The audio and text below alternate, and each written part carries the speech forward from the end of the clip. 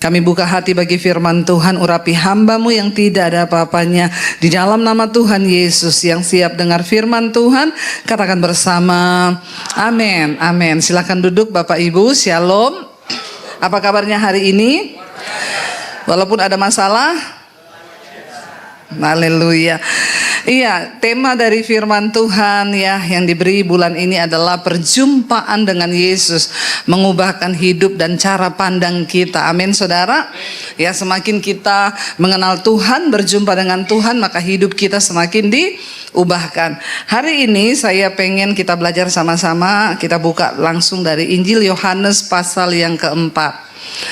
Injil Yohanes pasal yang keempat, perjumpaan Tuhan Yesus dengan perempuan Samaria. Yang Injil Yohanes 4 ayat yang pertama, di sana firman Tuhan berkata demikian. Baca 1, 2, 3. Ketika Tuhan Yesus mengetahui bahwa orang-orang Farisi telah mendengar bahwa ia memperoleh dan membaptis murid lebih banyak daripada Yohanes, meskipun Yesus sendiri tidak membaptis melainkan murid-muridnya, ia pun meninggalkan Yudea dan kembali lagi ke Galilea. Ia harus melintasi daerah Samaria, maka sampailah ia ke sebuah kota di Samaria yang bernama Sikar, dekat tanah yang diberikan Yakub dahulu kepada anaknya Yusuf. Ayat 6. Di situ terdapat sumur Yakub. Yesus sangat letih oleh perjalanan, karena itu ia duduk di pinggir sumur itu. Hari kira-kira pukul 12 ya. Maka datanglah seorang perempuan Samaria hendak menimba air. Kata Yesus kepadanya, berilah aku minum. Sebab murid-muridnya telah pergi ke kota membeli makanan. Maka kata perempuan Samaria itu kepadanya, masakan engkau seorang Yahudi minta minum kepadaku seorang Samaria? Sebab orang Yahudi tidak bergaul dengan orang Samaria. Jawab Yesus kepadanya, jikalau engkau tahu tentang karunia Allah dan siapakah dia yang berkata kepadamu, berilah aku minum, niscaya engkau telah meminta kepadanya dan ia telah memberikan kepadamu air hidup. Ayat 11, kata perempuan itu kepadanya, Tuhan, engkau tidak punya timba dan sumur ini amat dalam.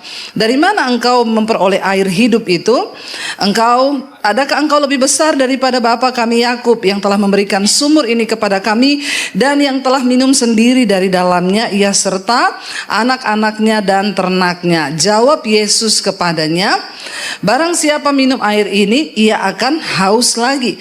Tetapi barang siapa minum air yang akan kuberikan kepadanya, ia tidak akan haus untuk selama-lamanya. Sebaliknya, air yang akan kuberikan kepadanya akan menjadi mata air dari dalam dirinya, yang terus-menerus memancar sampai kepada hidup yang kekal. Kata perempuan itu kepadanya, Tuhan, berikanlah aku air itu, supaya aku tidak haus dan tidak usah datang lagi ke sini untuk menimba air.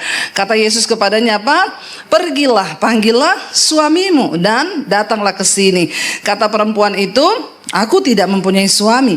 Kata Yesus kepadanya, tepat katamu bahwa engkau tidak mempunyai suami, sebab engkau sudah mempunyai 5 dan yang sekarang ada padamu bukanlah suamimu. Dalam hal ini engkau berkata benar. Sampai di situ dulu. Bapak Ibu, Yesus ketika akan kembali ke Galilea, dia berjumpa dengan seorang perempuan Samaria di satu sumur. Alkitab mencatat pada waktu itu jam 12 siang Yesus mampir di sumur itu. Alkitab selalu memberitahu waktu, saudara, karena ada penjelasan di dalamnya. Tadi kita sudah belajar tadi pagi tentang siapa? Nikodemus. Nikodemus menjumpai Yesus pada malam hari. Kenapa malam? Karena dia takut ketahuan, karena dia seorang guru agama Yahudi. Kalau ini dikatakan jam 12 siang Yesus mampir di sumur itu. Kenapa jam 12? Bapak Ibu, dulu orang kalau ambil air semua di sumur.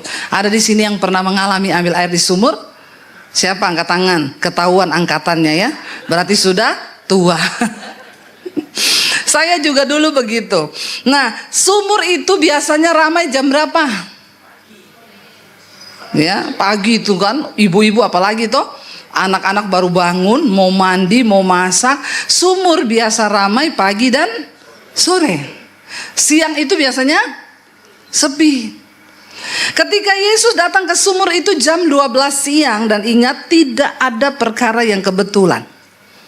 Yesus datang di sana karena dia tahu ada seorang yang mau datang. Dan itu seorang wanita. Sekarang kita tahu kenapa wanita ini datang jam 12 siang. Karena waktu sumur sudah sepi. Kenapa dia tidak mau ketemu orang? Dia sengaja datang waktu sumur sepi. Karena ternyata Yesus bilang, panggil suamimu. Lalu dia bilang, aku tidak punya suami. Dan Tuhan Yesus bilang, ya benar, kamu gak punya suami. Karena kamu sudah 5 kali menikah. Dan sekarang kamu tinggal dengan laki-laki yang bukan, alias lagi kumpul kebo. Karena yang biasa kumpul-kumpul itu hanya kebo.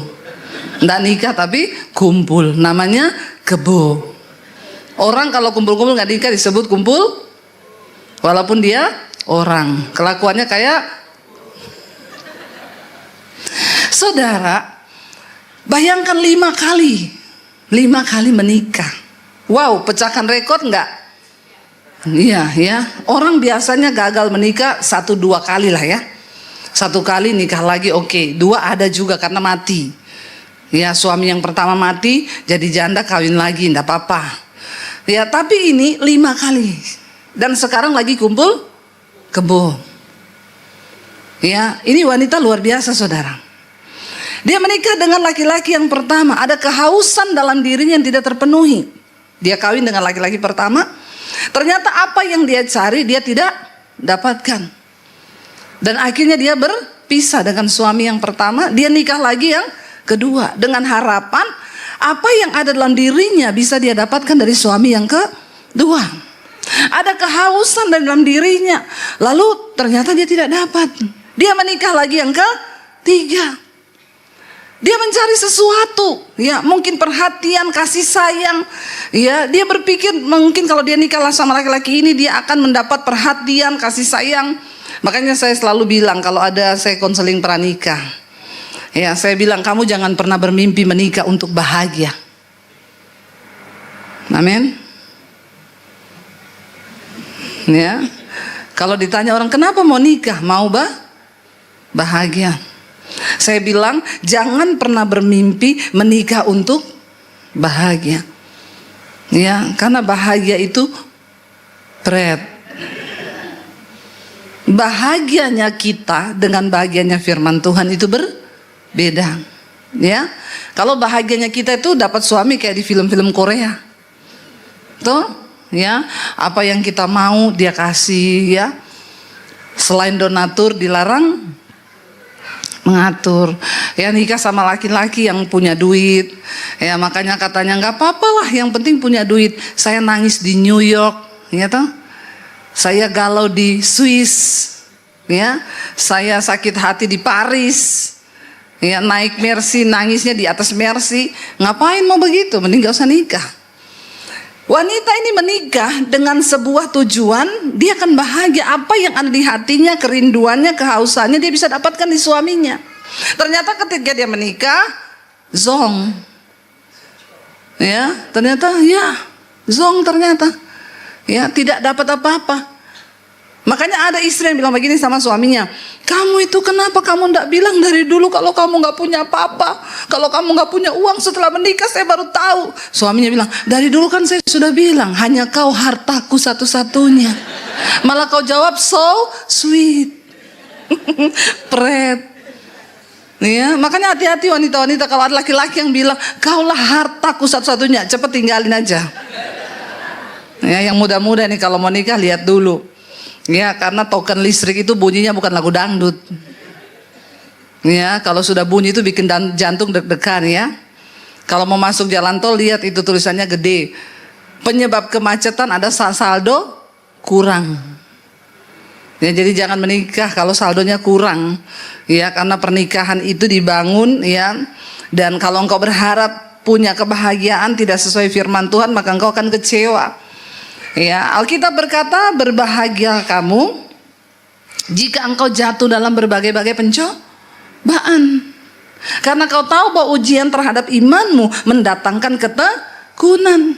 Dan apabila ketekunan itu sudah matang, dia akan menghasilkan buah. Jadi konsep bahagia kita dengan konsep bahagia firman Tuhan itu berbeda. Kalau bahagianya kita nggak ada masalah tuh. Menikah nggak ada masalah, dapat suami yang nurut, disuruh gini enggak, disuruh gitu enggak, disuruh ini enggak. Ya, saya itu ada orang saya tanya, kenapa kamu belum nikah? Saya tuh kepengen laki-laki Bu yang yang nurut sama saya, yang tidak merokok, yang tidak pelit, yang tidak pemarah, tidak kasar, tidak cuek. Saya bilang tidak ada. Makanya dia nggak nikah karena memang tidak ada. Ya, pernikahan itu pembentukan. Ya, kita dibentuk dengan suami kita. Makanya saya bilang menikah itu bunuh diri. Menikah itu bunuh diri. 1 tambah 1 sama dengan 1 tuh Tuhan Yesus bilang. Ya, kau bukan lagi 2 tapi ya, kenapa jadi 1? Separuhnya saya mati, separuh suami saya mati. Kalau nggak ada yang mau mati ya tetap 2. Makanya ribut terus toh. Tapi kalau separuh mati itu kan berarti bunuh diri, bunuh keegoisan, bunuh kebencian, bunuh keakuan, bunuh harga diri. Kadang kan kita ya kepengen, ya saya nggak mau kayak gitu ya, dia juga harus menghormati saya juga begini. Sampai ada seorang pria tuh dia menikah dengan robot di Jepang. Ditanya, Bapak kenapa nikah sama robot? Saya sudah 3 kali menikah dan gagal terus. Saya kecewa dengan perempuan. Saya nikah sama robot ini, saya bahagia, dia ndak cerewet, nggak tukang minta duit katanya, ya. Robot ini ndak macam-macam. Saya bilang belum aja ya, lagi pelukan terus konslet, kesetrum kau mati malah. Ya, jadi Bapak Ibu, wanita ini 5 kali bersuami. Ya, makanya dia malu datang ke sumur pagi-pagi. Kalau datang pagi-pagi, itu mulut netizen setajam silet. Datang ya, dimanapun, mau di Israel mau di Indonesia sama ya, yang namanya mulut netizen itu sama. Jadi dia malu, dia menghindar. Apalagi zaman dulu ya, itu adalah aib. Yang begitu orang cerai aja sudah aib, saudara, apalagi ini 5 kali. Dan sekarang dia lagi kumpul kebo. Bagaimana dia mau ngomong nanti kalau orang tanya? Makanya dia datang jam 12 siang.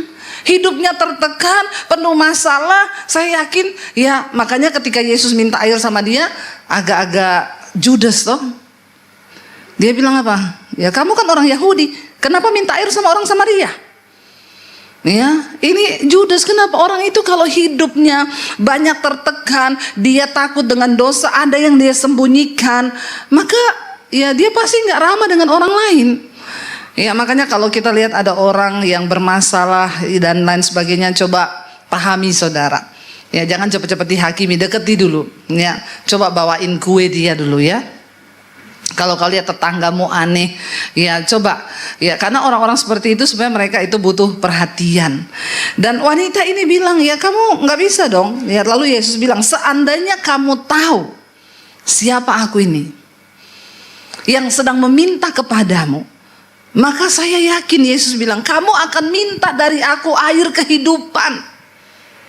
Kalau kamu tahu aku, karena banyak juga orang Kristen hari-hari ini mengaku percaya Yesus tapi tidak mengenal Yesus, ya. Kemarin lucu, saya makan garang asem, saya lihat di Instagram garang asem viral di Instagram. Jadi kita pergi makan lah, mau ke Bandungan, mampir dulu. Saya lagi makan, ada ibu-ibu datang tuh, satu rombongan. Terus ada Bu Dewi minta foto dong Bu. Gantian ya satu-satu, minta foto satu-satu. Pemiliknya itu ngeliatin, ini siapa ya, kok orang-orang minta foto ya. Artis bukan, dalam hatinya, tapi kok orang minta foto. Akhirnya semua sudah foto, terus dia datang, Bu saya juga minta foto dong. Terus saya tanya, emang Bapak tahu saya siapa? Enggak. Lah kenapa Bapak minta foto? Lah soalnya kan orang-orang minta foto sama ibu. Ini lucu ya, dia tidak tahu saya, tapi dia di bandara juga pernah. Saya waktu itu landing di Jakarta, suami saya bilang, kamu duduk sini aja, saya ambil bagasi. Saya duduk, saudara. Ada mbak-mbak pakai hijab di samping saya. Setiap orang lewat kenal saya, Bu Debbie ya Bu, mau foto boleh? Boleh. Mbaknya itu orang, Mbak tolong fotoin ya. Foto 1 kali. Dia duduk. Orang lewat lagi, Bu Debbie boleh foto? Boleh. Yuk Mbak fotoin ya. Foto. 5 orang lewat minta foto. Terus mbaknya itu bilang gini, Bu saya boleh foto sama ibu enggak? Terus saya bilang, emang mbaknya tahu saya siapa? Sembarangan loh mbaknya ini minta foto. Ya saya sih nggak tahu ya, tapi orang-orang dari tadi minta foto sama ibu. Ya, jadi saya juga minta foto. Ya udah kita foto. Setelah itu mbaknya nanti lihat YouTube saya, namanya Debbie Basir ini. Nanti mbaknya denger ya YouTube saya. Oh iya Bu, soalnya saya takut nanti kan nggak dapat kesempatan lagi foto sama ibu. Kadang-kadang saudara, orang nggak tahu ya. Wanita ini tidak mengenal. Seandainya dia kenal siapa Yesus, Yesus bilang, kalau kau tahu siapa aku. Ya, pengenalan membuat orang ya nggak tahu apa-apa, nggak bisa apa-apa kalau nggak kenal. Tapi seandainya dia kenal Yesus bilang, pasti kamu minta air kepadaku, air kehidupan, yang air itu kalau kamu minum kamu tidak akan haus lagi. Dan saya yakin air yang aku berikan kepadamu bukan cuma membuat engkau puas, tapi itu akan menjadi mata air yang keluar dari dalam dirimu. Bahkan hidupmu akan menjadi berkat bagi orang lain. Lalu saudara, akhirnya Yesus bilang, dia bilang, akhirnya Tuhan beri aku air itu. Pergilah panggil suamimu dan datang ke sini. Dia bilang, aku tidak punya suami. Tuhan bilang, betul, kamu sudah 5 kali menikah, dan hari ini kamu tinggal dengan laki-laki yang bukan suamimu. Dan akhirnya kata perempuan itu, ayat 19, kata perempuan itu kepadanya, Tuhan. Dia mulai berubah, manggil Tuhan Yesus Tuhan, karena dia kaget kenapa Yesus tahu hidupnya. Padahal dia nggak cerita, nggak ada orang yang kasih tahu. Karena Tuhan itu maha tahu. Lalu dia panggil, Tuhan, nyata sekarang padaku bahwa engkau seorang nabi. Tuhan, engkau nabi. Karena nabi itu yang tahu, maha tahu, kasih tahu sama dia. Nenek moyang kami menyembah di atas gunung ini, tetapi kamu katakan bahwa Yerusalemlah tempat orang menyembah. Kata Yesus kepadanya, percayalah padaku hai perempuan, saatnya akan tiba bahwa kamu akan menyembah Bapa bukan di gunung ini dan bukan juga di Yerusalem. Orang Samaria mencari Tuhan naik ke atas gunung. Orang Yahudi mencari Tuhan datang ke Yerusalem. Ada bait suci, tempat orang ketemu Tuhan. Yesus bilang satu saat akan datang, kamu tidak perlu lagi pergi berdoa ke Yerusalem, kamu juga tidak perlu naik ke atas gunung. Sebab apa? Ayat 22 dikatakan di sana, kamu menyembah apa yang tidak kamu kenal, kami menyembah apa yang kami kenal. Sebab keselamatan datang dari bangsa Yahudi. Tetapi saatnya akan datang dan sudah tiba sekarang, kata Tuhan Yesus, bahwa apa? Penyembah-penyembah benar akan menyembah Bapa di dalam roh dan kebenaran. Sebab Bapa menghendaki penyembah-penyembah yang demikian. Karena itu kenapa saya selalu kalau bawa grup ke Israel, saya bilang tidak usah pergi berdoa di tembok ratapan. Orang Yahudi berdoa di tembok ratapan, kenapa? Karena tembok itu dianggap menjadi tembok pembatas antara ruang kudus dan ruang maha kudus. Jadi mereka berdoa di situ. Itu bangunan bekas bait suci yang sudah dirobohkan. Saya bilang kalau orang Kristen mau datang ke sana, tidak usah berdoa di tembok ratapan. Karena Tuhan Yesus sendiri berkata, akan ada saatnya kamu tidak perlu lagi pergi berdoa ke Yerusalem. Sebab Bapa mencari penyembah benar yang menyembah Bapa dalam roh dan kebenaran. Amin saudara.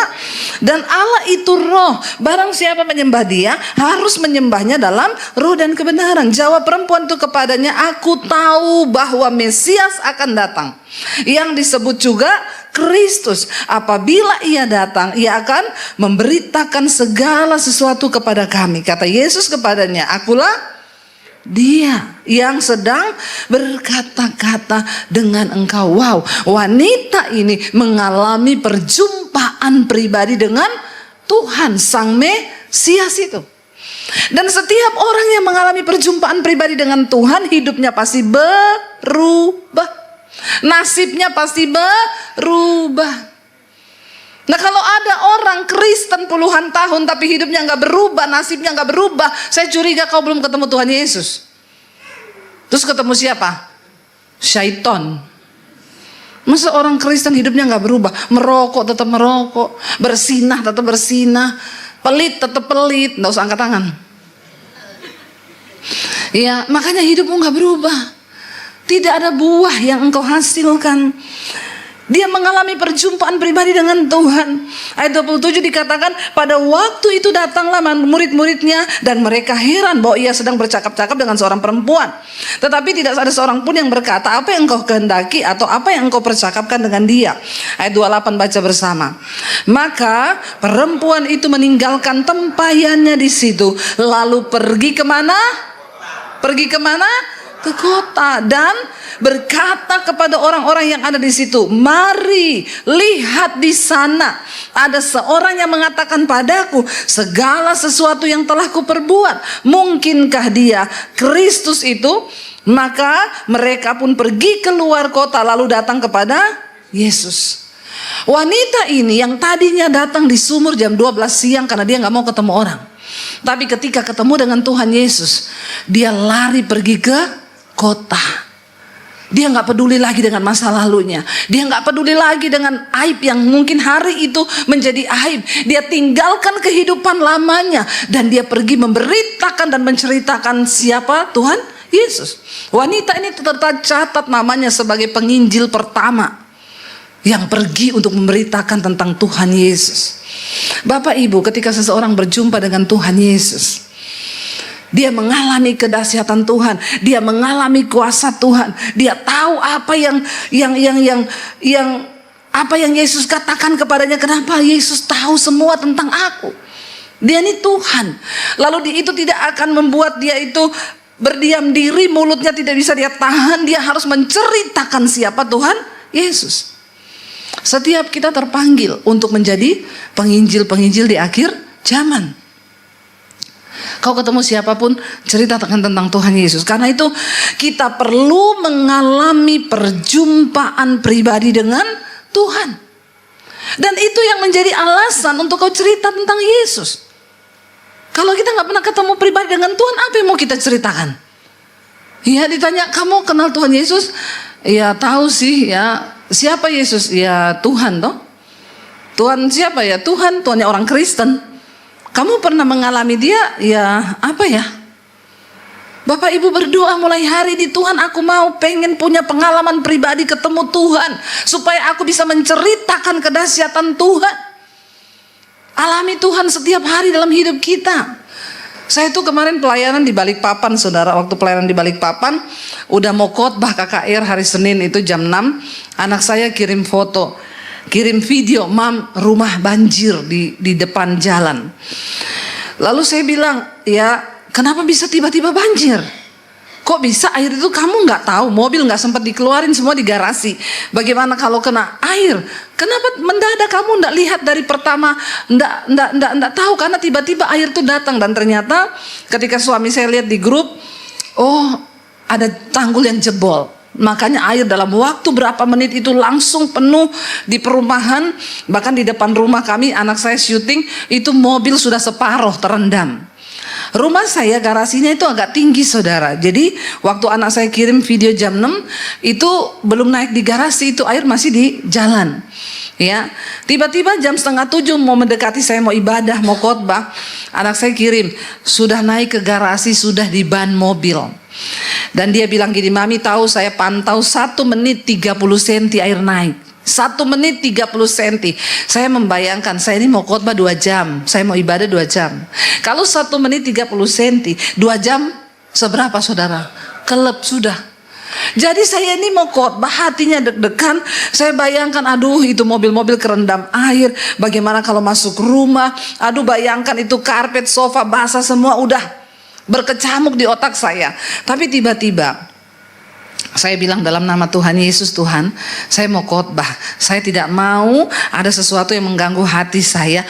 Tuhan aku percaya Engkau berkuasa, Engkau sanggup. Kalau Engkau mau hentikan air itu bisa berhenti dalam nama Tuhan Yesus. Tapi kalaupun tidak, lalu mobil saya kerendam, rumah kerendam, itu kedaulatanmu, itu hanya harta dunia yang dititipi Tuhan. Engkau tetap baik, Engkau dahsyat, Engkau luar biasa. Apapun keadaannya tidak akan merubah kedahsyatan Tuhan bagi saya. Saya bilang begitu. Lalu saya bilang sama suami, tutup handphonenya, kita ibadah. Nggak usah lihat dulu perkembangan. Saya sudah siap 2 jam. 1 menit 30 senti. Karena itu jebol. Kalau jebol nggak bisa ditahan. Kalau dari hujan kan pelan-pelan. Tapi jebol itu udah nggak ada harapan. Kami ibadah, ya saya berusaha. Iblis ngomong, mobil kendam dalam nama Yesus setan. Ya, kita ini memang harus berperang terus, saudara. Akhirnya ibadah selesai ternyata 2,5 jam. 2,5 jam masuk ke ruang pembicara. Saya baru buka HP. Saya lihat di grup, nggak ada anak saya foto. Lalu saya tanya, Ji gimana? Dari tadi akhirnya berhenti di situ, Mam. Nggak masuk rumah. Ya, sudah tinggal berapa senti tuh mau masuk rumah, tapi berhenti di situ. Mobil kerendam nggak cuma sampai di knalpot ujung. Waduh, puji Tuhan. Saudara, setiap pengalaman pribadi yang kita alami bersama dengan Tuhan itu bisa menjadi sarana untuk kita bersaksi. Semua orang harus mengalami Tuhan dalam hidupnya, dalam perkara kecil apapun yang kita alami, dalam sakit, dalam apapun, kita harus cerita tentang Tuhan. Ya, kita harus berperkara dengan Tuhan supaya itu menjadi kesaksian yang akan menambah iman orang lain ketika kita cerita tentang kedahsyatan Tuhan. Makanya setiap kita harus mengalami Tuhan. Wanita ini yang tadinya dia malu, nggak mau ketemu orang, tiba-tiba dia ketemu Tuhan Yesus. Dia lari bahkan pergi sampai keluar kota. Dia pergi ke kota, dia cerita, aku ketemu dia Mesias. Dia tahu loh apa yang aku perbuat. Dia tahu suamiku 5. Dia tahu sekarang aku kumpul kebo. Dia cerita semua tentang aku. Dan dia Mesias, dia Tuhan. Ada sesuatu yang menggetarkan hati waktu kita ketemu Tuhan. Dan itu memaksa kita untuk cerita kedahsyatan Tuhan. Amin, saudara. Mari kita bilang, Tuhan, saya pengen cerita tentang Engkau. Perjumpaan pribadi dengan Tuhan itu mengubahkan hidup kita. Ya harusnya, saudara. Sehingga kita yang gak bisa apa-apa, Nikodemus tadi pagi. Kalau Nikodemus, dia dari orang berpendidikan. Dia orang Farisi, bahkan dia seorang pemimpin agama Yahudi. Anggota Sanherib yang hanya 70 orang. Dari orang terkaya, dipilih orang-orang yang pintar. Salah satunya Nikodemus. Tetapi ternyata ketemu Tuhan juga. Tuhan bilang, kamu pintar secara logika manusia, tapi kamu gak mengerti hal-hal tentang kerajaan Allah. Ketemu Tuhan Yesus, dibukakan. Nikodemus tadi pagi saya sampaikan, orang yang tadinya ketemu Tuhan malam-malam karena dia takut ketahuan teman-temannya yang orang Farisi. Dia bisa digantung juga, disalib, karena pada waktu Yesus dianggap penghujat, Yesus dianggap sesat. Tetapi ketika Nikodemus ketemu Tuhan, seolah-olah tidak terjadi apa-apa. Dia pulang malam itu. Dan Alkitab gak pernah cerita lagi Nikodemus dibaptis atau percaya Yesus, tidak. Tetapi ketika Yesus mau ditangkap, Nikodemus maju membela Yesus. Dia mulai berani menyatakan imannya. Bahkan ketika Yesus mati di kayu salib, ketika semua orang bersembunyi, murid-murid pergi lari tunggang langgang. Petrus yang kebanyakan ngomong, yang pada waktu itu ngomong, kalau ada yang tangkap kamu Tuhan, aku maju duluan. Aku duluan, hadapi dulu aku, langkahi mayatku kalau ada orang yang mau apa-apakan kamu. Padahal baru ditanya, kamu kenal dia? Enggak kenal. 3 kali, lalu ayam berkokok. Petrus menyangkal Yesus. Tapi Nikodemus yang hanya diam, tidak ngomong, waktu Yesus mati, dia dan Yusuf Arimatea pergi menghadap kepada Pilatus untuk meminta mayat Yesus diturunkan. Dan dia membawa rempah-rempah, dia yang merempahi jenazah Yesus. Di saat semua murid lari tunggang langgang. Namanya Nikodemus dan Yusuf Arimatea, bukan Yusuf Margobakti ya. Ya, itu tercatat di terakhir hidup Tuhan Yesus. Ketika Yesus sudah mati, semua meninggalkan Yesus, semua pura-pura tidak kenal Yesus. Tapi Yusuf dan Nikodemus, orang yang tadinya takut mengaku Yesus, di akhir hidup Yesus, mereka justru yang mengakui Tuhan Yesus. Keberanian muncul. Setiap orang yang berjumpa dengan Tuhan Yesus secara pribadi, terjadi perubahan dalam hidupnya. Bapak Ibu, jangan cuma menjadi Kristen yang cuma puas duduk di bangku gereja, tapi bilang, Tuhan, aku mau menjadi orang Kristen yang hari-hari ini menuai jiwa. Waktu kita mati nanti, Tuhan di penghakiman Kristus yang terakhir, Tuhan tidak akan bertanya ya berapa uangmu, berapa apa jabatanmu, enggak, tapi Dia akan tanya berapa jiwa yang sudah kau bawa bagi Kristus. Cuma itu. Coba kita merenung, kita ini sudah bawa jiwa apa belum? Ya, jiwa itu di mana kau dapat? Di mana saja, tetanggamu, temanmu, ya siapapun yang engkau temui, saudara. Ya, orang-orang yang berjumpa dengan engkau secara pribadi, dia ada masalah. Seringkali kita nggak perlu ngomong ayat, tapi cukup doakan temanmu di kantor ketika dia lagi bermasalah. Ya, saya nih berbeban berat, mau nggak saya doakan? Saya ceritakan, saya tuh ya pergi kemanapun, saya pengen punya satu kerinduan untuk cerita tentang Yesus kepada orang yang saya temui. Ya, cari selaknya, minta berdoa. Dulu saya pernah di pesawat, waktu saya sendiri pelayanan, nggak sama suami, di pesawat ada ibu-ibu duduk di samping saya. Kuat dorongan di hati saya untuk Tuhan, saya pengen cerita tentang Yesus ke ibu ini. Mungkin dia belum kenal Tuhan Yesus. Lalu saya masuk dengan saya tawari dia permen. Bu, mau permen nggak, Bu? Oh iya, terima kasih ya, terima kasih. Ya, lalu dia tanya, kerja di mana mbaknya? Saya bilang, saya, coba ibu tebak saya kerja di mana? Oh, sekretaris ya. Oh, puji Tuhan ya, ada tampang-tampang sekretaris. Ya, saya bilang saya tuh kerja di perumahan. Perumahan apa?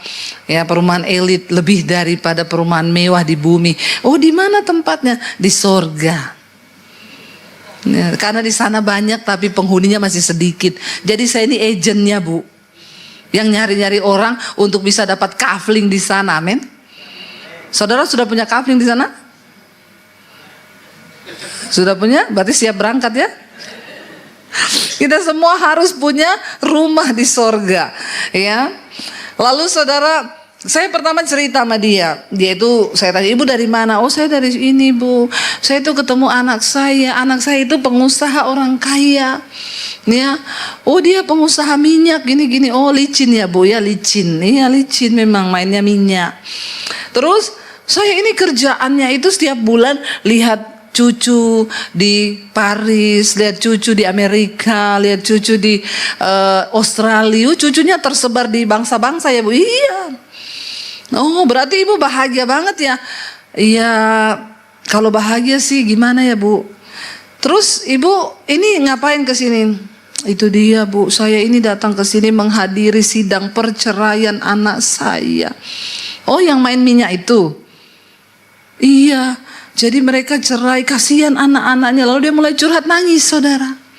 Padahal tadi cerita mainnya ke New York, Inggris, ya, kemana, ke Paris. Ternyata hidupnya kosong. Ketika saya tanya, iya, Bu, anak saya itu bercerai begini-begini karena berselingkuh, lalu gini. Lalu saya mulai pegang dia, saya mulai rangkul, Bu. Yang manusia butuhkan tuh kebahagiaan tuh dari Tuhan. Ibu harus membawa anak-anak untuk datang sama Tuhan. Ibu Kristen? Enggak, saya bukan orang Kristen. Ibu cari Tuhan ya.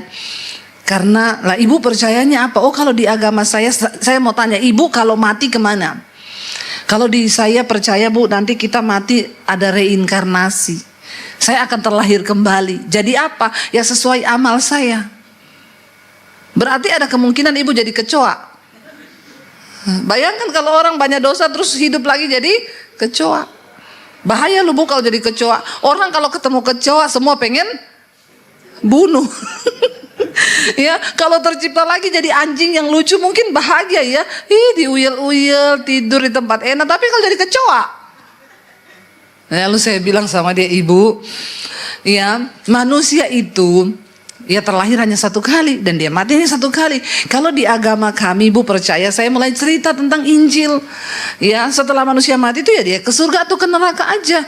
Lalu saya bersaksi bagaimana perjumpaan saya pribadi dengan Tuhan. Dia mulai nangis, mulai neteskan air mata. Lalu saya bilang, Ibu, saya mau berdoa buat Ibu, boleh? Boleh. Saya berdoa buat dia di atas pesawat. Lalu turun, dia bilang gini, Bu, di dekat rumah saya itu ada gereja. Saya janji, saya pulang dari sini nanti hari Minggu saya mau datang ke gereja. Iya, Bu, karena kebahagiaan hanya ada dalam Tuhan Yesus. Iya, saya akan datang ke gereja. Saya mau cari Tuhan. Bapak Ibu, ya, Satu kebanggaan dan kebahagiaan ketika kita ketemu Yesus nanti. Engkau membawa persembahan yang terbaik, yaitu jiwa-jiwa. Ketemu cerita tentang Tuhan, mau siapa aja cerita. Tapi kita harus punya kisah bersama dengan Tuhan Yesus supaya kita bisa cerita tentang Tuhan. Jangan jadi Kristen katanya.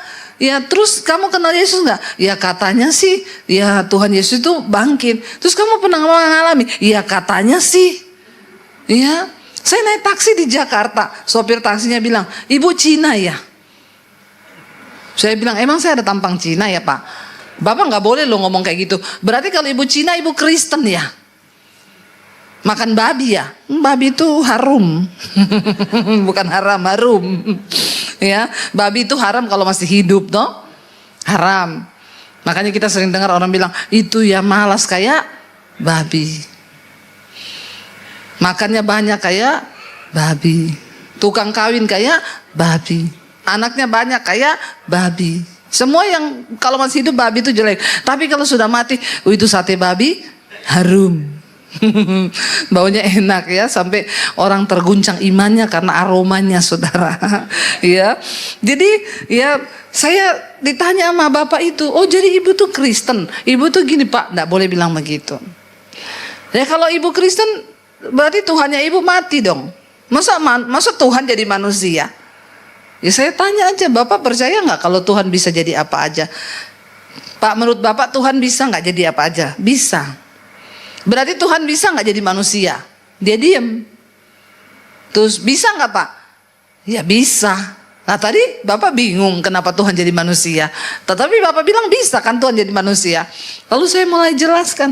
Dari awal penciptaan manusia jatuh dalam dosa. Tuhan pengen kasih tahu jalan yang benar. Jadi jalan satu-satunya saya tarik dari perjanjian di taksi nih. Ya udah mau sampai dia bilang begini mah. "Ya Bu sudah mau sampai kita ya. Padahal ini serius ya pembahasan kita ya." Iya saudara, makanya kita harus, Alkitab bilang, alami Tuhan supaya kau bisa cerita tentang Tuhan. Setidaknya orang Kristen harus baca Alkitab supaya tahu. Siapa yang baca Alkitab tiap hari? Dapat sepeda loh di bawah. Sepedanya siapa enggak tahu, ambil aja itu. Ya. Kita harus baca Alkitab supaya kita mengerti bagaimana kita jadi orang Kristen tapi tidak pernah baca Alkitab. Alkitab jadikan obat tidur. Baca Alkitab enggak? Baca Bu, ya. Nek ora iso turu. Moco Alkitab nih pas orang iso turu hai. Soalnya nih baca Alkitab itu baru 5 menit langsung ngantuk. Ayo saudara, bangun iman kita supaya kita tahu tentang Tuhan. Wanita ini tadinya dia malu, tadinya dia tidak punya pengharapan, dia menghindari orang, dia datang di sumur waktu siang hari jam 12 saat tidak ada orang. Tapi ketika dia ketemu Tuhan, dia lupakan semua dosanya. Dia menjadi sesuatu yang baru. Dia pergi menceritakan siapa Yesus itu. Saya percaya ketika kita bertemu dengan Tuhan secara pribadi, hidup kita pasti berubah. Masa depanmu pasti berubah.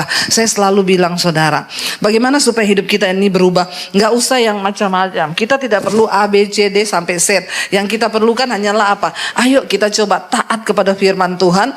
Anak-anak muda taat pada firman, ya. Melangkah taat kepada firman. Waktu kita taat kepada firman, maka Alkitab berjanji ada berkat ketaatan bagi orang-orang yang mau setia kepada Tuhan. Taat saja, apapun tantangannya, apapun pergumulannya, taat saja sama Tuhan. Nggak usah neko-neko. Hari-hari ini banyak berita yang menakutkan. Kita harus tetap percaya bahwa kita punya Tuhan yang iya dan amin. Kita harus tak percaya bahwa dia berjanji dunia ini boleh berubah. Memang semuanya akan berubah. Bahkan Yesus berkata akan datang satu saat dunia ini akan digoncangkan. Tapi tujuannya digoncangkan supaya tertinggal satu umat yang tidak tergoncang. Siapa yang tidak tergoncang? Kita. Cuma satu yang bisa membuat kita tidak tergoncang, waktu kita berpegang kepada firman Tuhan. Berpeganglah pada firman. Tuhan, aku tahu semua akan bergoncang. Harga-harga naik, apapun bergoncang. Tapi orang yang berpegang pada firman Tuhan akan tetap hidup oleh percayanya kepada firman. Itu yang Alkitab katakan. Dari segi apapun Tuhan itu sanggup memberkati, asal kita mau hidup sungguh-sungguh dalam pertobatan. Hari-hari ini yang perlu kita lakukan, benahi hidup kita. Ayo kita tinggalkan dosa. Ayo kita melangkah masuk lebih dalam pada pengenalan yang benar akan Tuhan. Dan alami Tuhan secara pribadi saudara. Maka ada banyak hal besar yang sanggup Tuhan kerjakan dalam hidup kita. Sehingga kita bisa melihat penuaian di depan mata kita. Saudara, saya tidak pernah menyangka bagaimana Tuhan bisa memberkati kami. Sekolah misi itu bisa ada. Sekarang sudah angkatan yang kelima, memasuki angkatan yang keenam. Kalau saya pikir-pikir secara manusia, pengeluarannya begitu besar saudara. Tapi sampai detik ini kami tidak pernah berkekurangan. Secara manusia saya nggak pernah pakai proposal. Ya, saya nggak pernah ke Bu Hana, Bu, ini proposal buat sekolah misi kan? Nggak pernah. Kepada siapapun. Ya, bahkan kami tidak pernah meminta di YouTube di mana, tapi Dia Tuhan yang sanggup asal kita mau berjalan sesuai dengan petunjuk Tuhan, mau percaya pada firman Tuhan, mau bayar harga untuk berjumpa dan taat kepada Tuhan. Ada harga yang harus dibayar.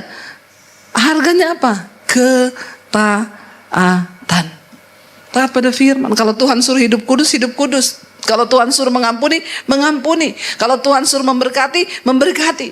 Apapun yang Tuhan suruh, kita mau belajar taat sama Tuhan supaya kita melihat campur tangan Tuhan dalam hidup kita. Perjumpaan dengan Tuhan Yesus mengubah pola pikir, mengubah paradigma kita. Jangan bilang, saya kan bodoh, Bu, saya ini cuma lulusan SD. Bersama Tuhan tidak ada perkara yang mustahil. Waktu engkau punya firman, engkau punya hikmat Tuhan yang luar biasa. Saya berdoa kita semua mengalami Tuhan yang muda-muda. Ya, jangan berkecil hati sebab Tuhan bisa pakai kita siapa saja. Ada hikmat baru, ada ide-ide kreatif yang baru yang Tuhan mau kasih buat kita, asal kita mau sungguh-sungguh percaya dan berharap. Di sekolah misi saya ada satu anak, dia dari Sulawesi.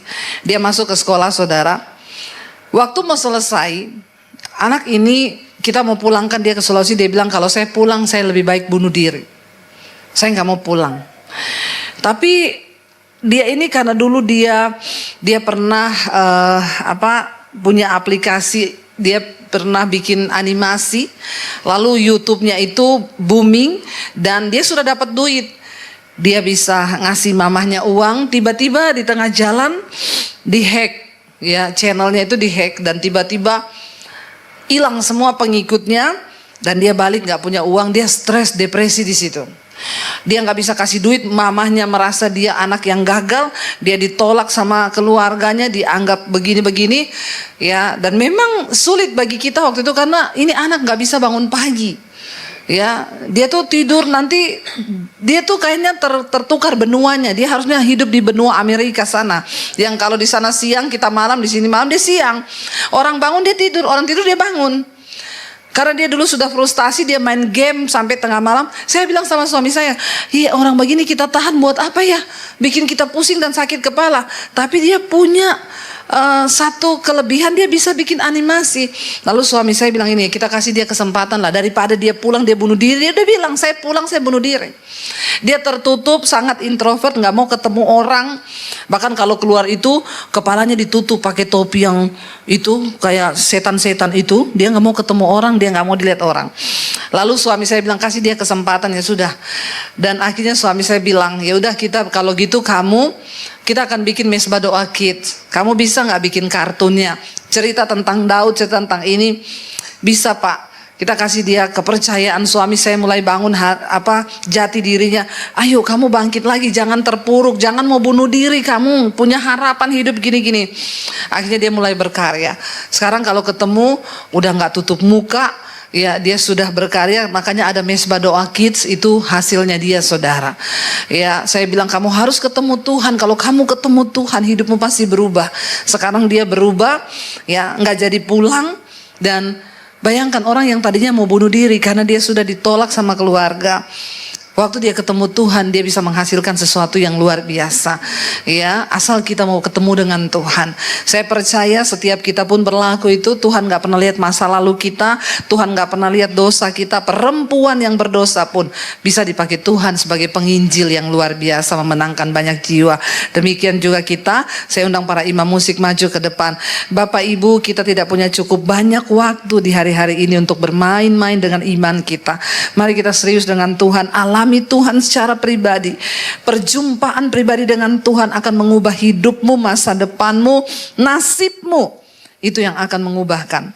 Kita mau datang di hadapan Tuhan, kita mau bilang di hadapan Tuhan, kami mau buka hati Tuhan untuk jamahan-Mu. Bangkit berdiri bersama saudara. Katakan di hadapan Tuhan, ku buka hati untuk jamahan-Mu Tuhan. Jamah setiap hidup kami. Kami ingin hidup yang diubahkan, keluarga yang diubahkan, anak-anak yang dipulihkan, bahkan hidup kami yang diubahkan dan dipulihkan Tuhan. Ini hidup kami Tuhan, jamah setiap kami.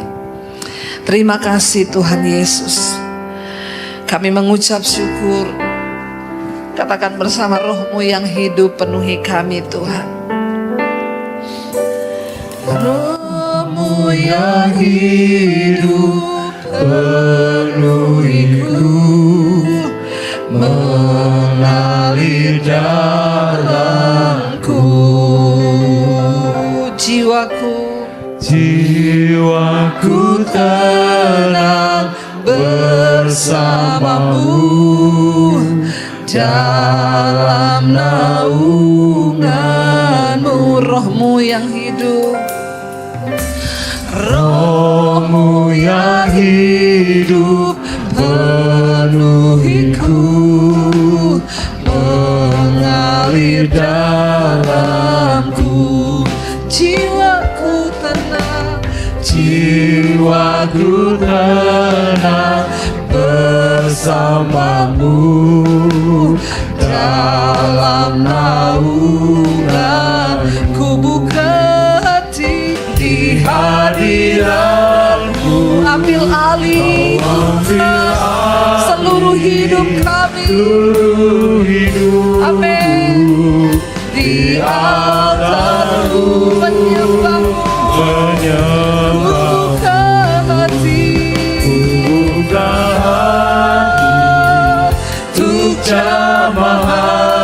Jamah kami Tuhan, kami berserah penuh kepadamu Yesus. Dalam hadirat-Mu Tuhan, ambil alih seluruh hidup kami. Amin.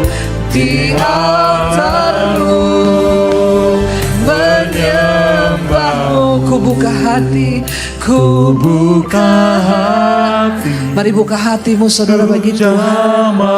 Bilang, jamah kami Tuhan Yesus. Kami ingin mengalami Tuhan perjumpaan pribadi dalam hadirat-Mu. Ambil alih seluruh hidup kami Tuhan. Di altar-Mu Tuhan. Kami mau menyembah-Mu. Biar musik saja, mari kita tutup mata dalam hadirat Tuhan saudara. Setiap kita perlu perjumpaan pribadi dengan Tuhan setiap hari. Kalau kita rindu berjumpa dengan Tuhan, Tuhan terlebih rindu untuk bertemu dengan saudara dan saya. Kalau kita ingin mengalami jamahan Tuhan, Tuhan terlebih rindu menjamah hidupmu saudara. Yang kita perlukan hari-hari ini adalah kuasa Tuhan yang sanggup mengubahkan pribadi kita, yang sanggup mengubahkan cara berpikir kita. Datang pada Tuhan hari ini, bilang, Tuhan ini hidupku Tuhan, aku buka hatiku Tuhan. Biar Engkau masuk dalam hidupku. Ubahkan aku Tuhan, ubahkan keluarga, ubahkan anak-anakku Tuhan. Karena kami percaya hanya kuasa Tuhan yang sanggup untuk mengubahkan hidup kami. Hanya kuasa Tuhan yang sanggup untuk mengubah keadaan kami di tengah masa yang tidak menentu ini. Kami tahu dan percaya firman Tuhan tidak pernah berubah. Firman Tuhan itu ya dan amin. Engkau sanggup mengubahkan hidup kami Tuhan. Engkau sanggup mengubah keadaan kami. Sebab tidak ada perkara yang mustahil bagi Tuhan. Ketika kami berjumpa dengan Tuhan, Engkau ubahkan hidup kami ya Tuhan. Tuhan, Engkau melawat hidup kami pribadi lepas pribadi. Kami percaya kepada Tuhan. Sekali Yesus, tetap Yesus dalam hidup kami. Karena itu mari saudara buka hati dan tanganmu di hadapan Tuhan. Terimalah kiranya berkat rahmat anugerah dari Allah Bapa, cinta kasih dari Tuhan Yesus Kristus, penyertaan Allah Roh Kudus yang akan terus menyertai hidup kita mulai dari hari ini bahkan sampai kali yang kedua Tuhan Yesus datang kembali. Nama kita tercatat di dalam kitab kehidupan. Karena itu mari kita berkata di dalam nama Tuhan Yesus. Katakan bersama. Yang pegang tanganku, Kau yang sentuh hatiku, selamanya ku cinta Kau Yesus, selamanya ku menyembah-Mu. Kau yang pegang tanganku, Kau yang sentuh hatiku, selamanya ku cinta Kau Yesus, selamanya ku menyembah-Mu.